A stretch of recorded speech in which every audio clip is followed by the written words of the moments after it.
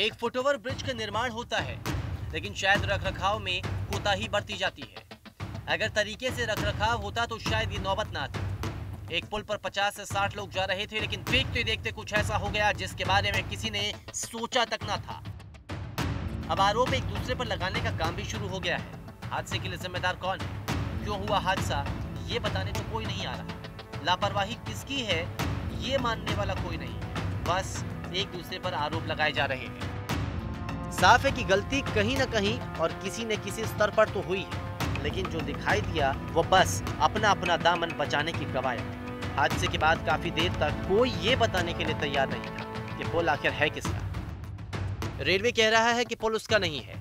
राज्य सरकार के नुमाइंदे ने कैमरे पर कह दिया कि अब तक ये नहीं पता कि पुल किसका है, जबकि बीएमसी जो हर तरह से इसके लिए जिम्मेदार मानी जा रही है, ऐसे खामोशी ओढ़कर बैठ गई है मानो उसका तो कोई लेना देना ही ना हो। ये ब्रिज किसने बांधा, किसके पास मेंटेनेंस के लिए था, इसके बारे में रेलवे और मुंबई महापालिका साथ मिलकर इंक्वायरी करेगी। इस पुल की मरम्मत को लेकर लिखा पढ़ी भी हुई थी, जो कछुआ चाल चल रही थी।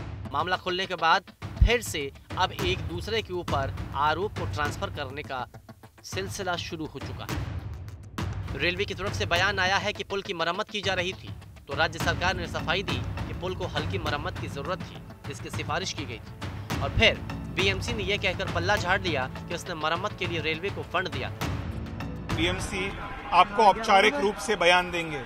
जहां तक मेरी जानकारी है, ये बीएमसी की ब्रिज है।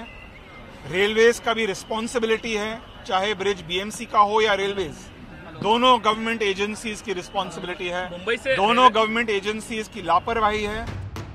हालांकि अब आदेश के बाद रेलवे और बीएमसी दोनों घिर गए। इस पुल हादसे के बाद रेलवे और बीएमसी के अधिकारियों पर एफआईआर दर्ज करने के आदेश जारी किए गए हैं। मुंबई में एक के बाद एक इस तरह के कई हादसे हो चुके हैं, लेकिन इसके बाद भी कोई सुध लेने वाला नहीं। हाँ, लीपापोती जरूर की जा रही है। ये हाल तब है जब साल भर पहले एल्फिंस्टन ब्रिज हादसे के बाद हाईकोर्ट ने मुंबई के सारे पुल का हिसाब किताब मांगा था। लेकिन इन सब के बाद फर्क कितना पड़ा है, ये कल हुए हादसे के बाद साफ होता है।